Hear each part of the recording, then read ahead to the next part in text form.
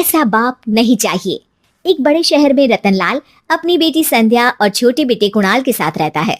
रतनलाल बहुत गरीब है और शराबी किस्म का आदमी है। वो रिक्शा चलाकर अपना जीवन यापन कर रहा है। रतनलाल एक अधेड़ उम्र के आदमी योगेश्वर को कभी कभी अपनी रिक्शा से मार्केट या मंदिर छोड़ता है और कभी कभी बाजार से उसका सामान भी ले आता है। एक दिन रतनलाल योगेश्वर से कहता है, साहब, आपके पास गाड़ी है, फिर भी आप कभी कभी रिक्शा से क्यों जाते हो? इन शहर की गलियों को आराम से देखना मुझे बहुत पसंद है। ठीक है साहब, मैं चलता हूँ, कल फिर आऊँगा। अरे रतनलाल, रुको तो। मैंने सुना है कि तुम अपनी बेटी को कुछ पैसों के बदले किसी को दे रहे हो। अभी किसी को बेचे नहीं तो क्या करे साहब।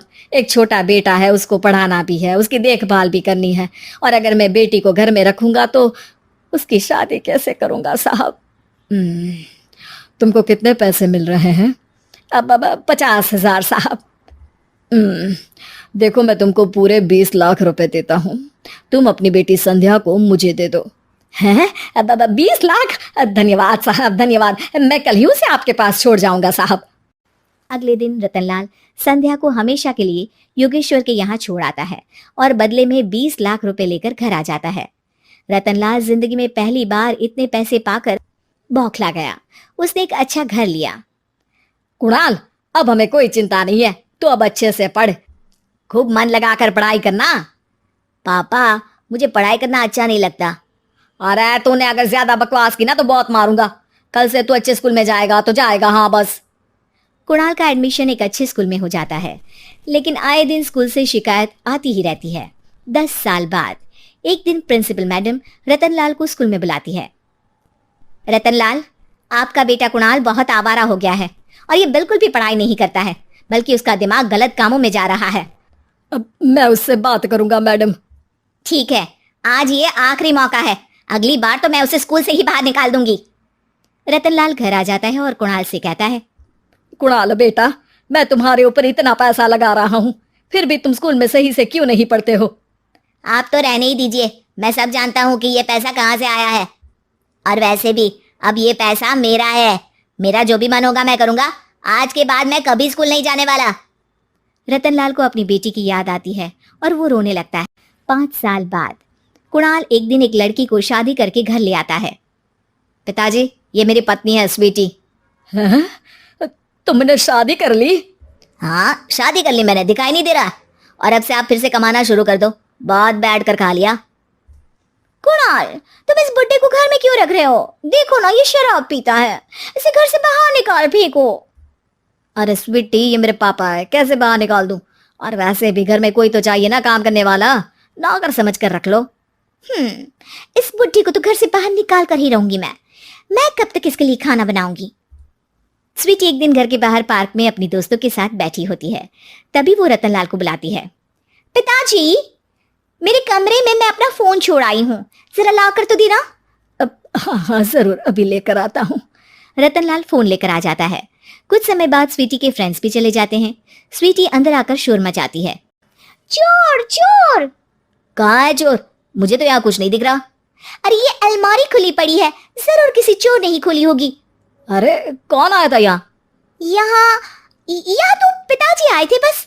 अरे बहू, मैं चोर नहीं हूँ। मुझे तो आप पर अब बिल्कुल भी विश्वास नहीं है पिताजी, क्योंकि जब आप पैसे के लिए दीदी को बेच सकते हो तो आप चोरी भी तो कर ही सकते हो। अरे लेकिन वो सब तो मैंने तेरे भले के लिए किया था ना। मैं तो कहती हूँ कि हमें इनकी कमरे की तलाशी लेनी चाहिए। तुम बिल्कुल सही कह रही हो, चलो। स्वीटी और कुणाल दोनों रतनलाल के कमरे की तलाशी लेते हैं और उन्हें वहां स्वीटी की ज्वेलरी और पैसे मिल जाते हैं। मैं तो पहले ही जानता था कि चोर आप ही हो। निकल जाओ मेरे घर से और दोबारा अपनी शक्ल मत दिखाना। रतनलाल आंखों में आंसू लिए घर से निकल जाता है। स्वीटी मन ही मन सोचती है, आज तो मेरी प्लानिंग सफल हो गई। जैसा मैं चाहती थी ऐसा ही किया और बड़ी आसानी से उस बुड्ढी को चोरी का इल्जाम लगाकर घर से भगा दिया। रतनलाल की हालत अब ज्यादा खराब हो गई और वो सड़क पर बैठकर भीख मांगकर खाने लगा।